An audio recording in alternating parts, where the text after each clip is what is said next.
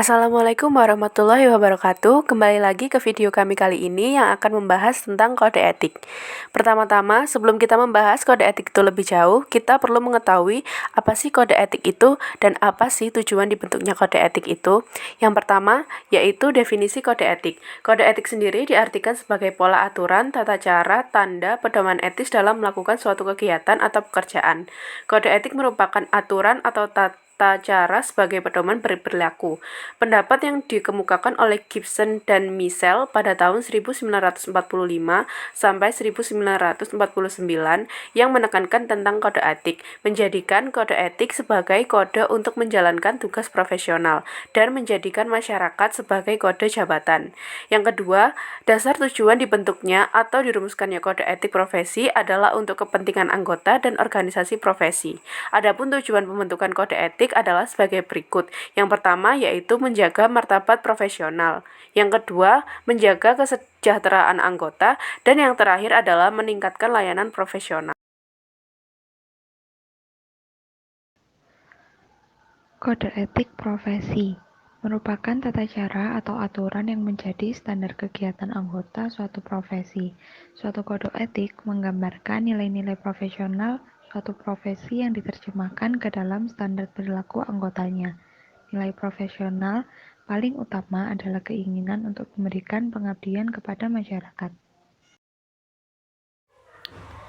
Selanjutnya, nilai profesional. Yang pertama, saling menghargai harkat dan martabat. Lalu yang kedua, peduli dan bertanggung jawab sesama karyawan. Yang ketiga, integritas dalam hubungan. Dan yang terakhir, yang keempat, tanggung jawab pada masyarakat. Contoh kode etik yang berlaku di perusahaan. Ya, salah satunya jam masuk kerja jam 8 dan dispensasi keterlambatan hanya 5 menit, jadi tidak boleh terlambat. Lalu selanjutnya tidak boleh bermain game di kantor. Lalu harus lapor kepada atasan masing-masing departemen jika ingin izin keluar kantor. Lalu barang-barang pesanan dikeluarkan oleh bagian gudang. Selanjutnya, penggunaan internet hanya untuk urusan pekerjaan. Dan untuk yang terakhir, staf karyawan tidak boleh sembarangan membuka file karyawan lain.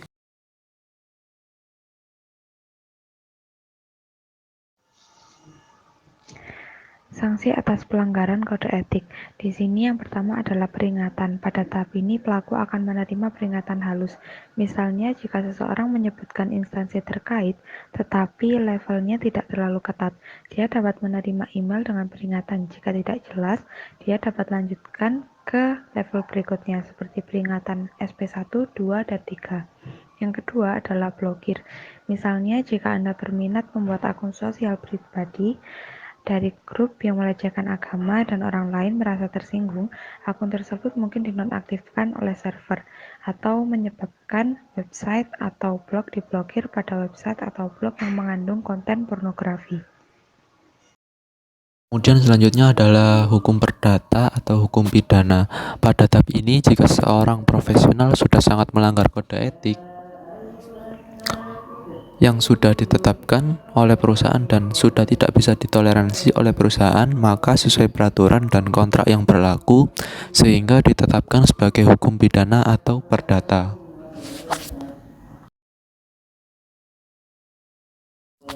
Kesimpulan pada video ini adalah kode etik sebagai pola ketentuan, aturan, tata cara yang menjadi pedoman dalam menjalankan aktivitas maupun tugas suatu profesi.